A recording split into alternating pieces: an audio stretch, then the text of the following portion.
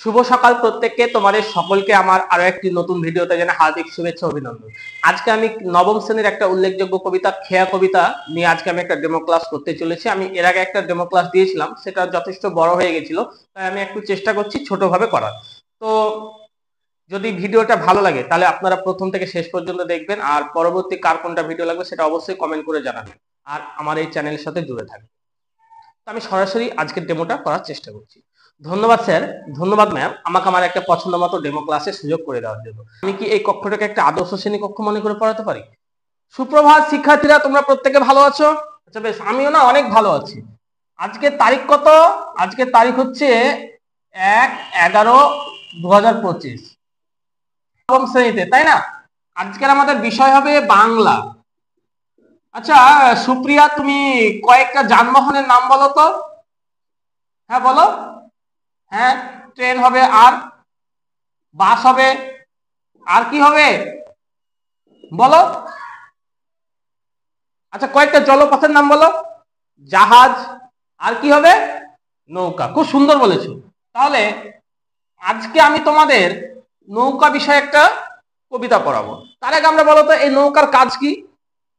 আমরা নৌকার কাজ কি দেখতে পাই? নৌকার কাজ দেখতে পাই যে এপারের মানুষকে ওই পারে পৌঁছে দেওয়া, বা ওই পারের মানুষকে এই পারে পৌঁছে দেওয়া, তাই না? তাহলে আজকের আমাদের পাঠ হবে খেয়া। বোঝা গেল? এবার এই খেয়া কবিতাটা লিখেছেন বিখ্যাত কবি, যার সম্পর্কে যতই বলবো ততই কম বলা হবে, ঠিক আছে? তার নাম হচ্ছে রবীন্দ্রনাথ ঠাকুর। তিনি যেমন একাধারে সাহিত্যিক, একাধারে নাট্যকার, ঔপন্যাসিক, সবই আমরা কিন্তু দেখতে পাই, ঠিক আছে? এটার উৎস হচ্ছে চৈতালি, 13 সংখ্যক কবিতা কিন্তু এটা। এই খেয়া নৌকা নিয়ে আলোচনা করব। দেখো, আমি এখন যদি একটা কল্পিত গ্রাম আঁকি, দেখো আমি দুই পাশে দুটো গ্রাম এঁকেছি, আর এটা ধরে নাও আমার নৌকা, আর এটা হচ্ছে জল। বোঝা গেল? তো এখানে দেখো, এই যে দুই পাশে দুটি গ্রাম, কবি এখানে কল্পনা করছেন এটা হচ্ছে জন্ম,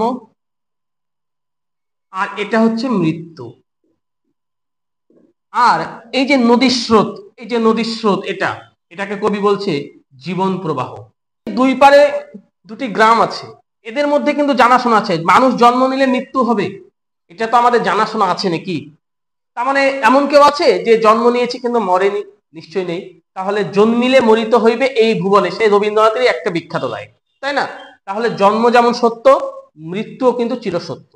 কিন্তু এই জন্ম আর মৃত্যুর কথা বলতে গিয়ে কবি বলছে কেহ যায় ঘরে, আবার কেহ আসে ঘর থেকে বাইরে। তার মানে তুমি এখন যদি একটা হসপিটাল যাও, তো হসপিটালে গিয়ে তুমি দেখতে পাবে কেউ মিষ্টি নিয়ে প্রবেশ করছে, কেউ একটা সাদা কাফন নিয়ে প্রবেশ করছে। তার মানে কি, হসপিটাল এমন একটা জায়গা যেখানে কেউ জন্ম নেয়, আবার কেউ মৃত্যু নেয়। তার মানে কেউ হাসতে হাসতে প্রবেশ করে, কেউ কাঁদতে কাঁদতে বেরিয়ে যায়। তার মানে এই যে আমাদের জীবন প্রবাহটা এইভাবেই তো এগিয়ে চলছে। দেখো, একই পৃথিবীর বুকে দুই রকম ঘটনা, কেউ জন্ম নিচ্ছে, কেউ মৃত্যু নিচ্ছে। আর কবি এই জন্ম মৃত্যুর যে বাহক, সেটা হচ্ছে এই খেয়া নৌকাটা। তাহলে এখানে কিন্তু এটা হচ্ছে আমার মানে এটা ধরে না তোমার জীবন, আর এই তোমার জীবনটা নদীর স্রোতে বইছে। আর আমরা এখানে দেখতে পাচ্ছি এই খেয়া নৌকার মাধ্যমেই তুমি এপার থেকে ওপারে পৌঁছে যাওয়ার যে একটা রাস্তা, তার কিন্তু তুমি কিন্তু একটা উল্লেখ পাচ্ছ।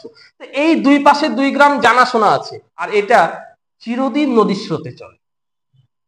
এই যে দুইখানি গ্রাম, এই দুইখানি গ্রাম কিন্তু মুখোমুখি চেয়ে আছে। তোমাদের মনে প্রশ্ন যাবে, স্যার দোহা কি?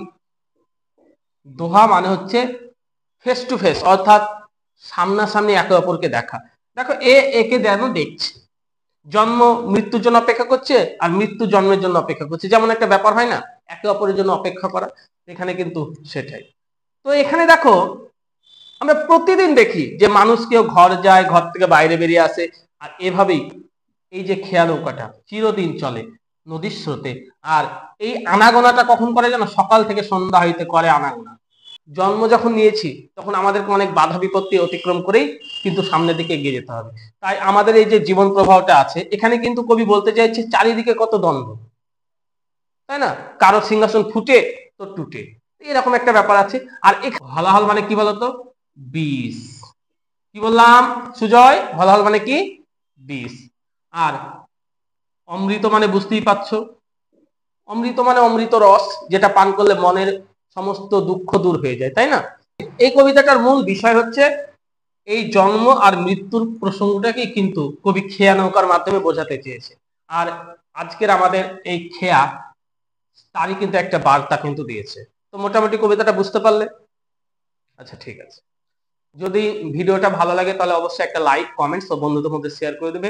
আর পরবর্তী কার কোনটা ভিডিও লাগবে সেটা অবশ্যই কমেন্ট করে জানাবেন, আমি আমার সাধ্যমতো দেওয়ার চেষ্টা করব। আজকের মতো এটুকুই, দেখা হচ্ছে পরবর্তী কোনো ভিডিওতে। ধন্যবাদ।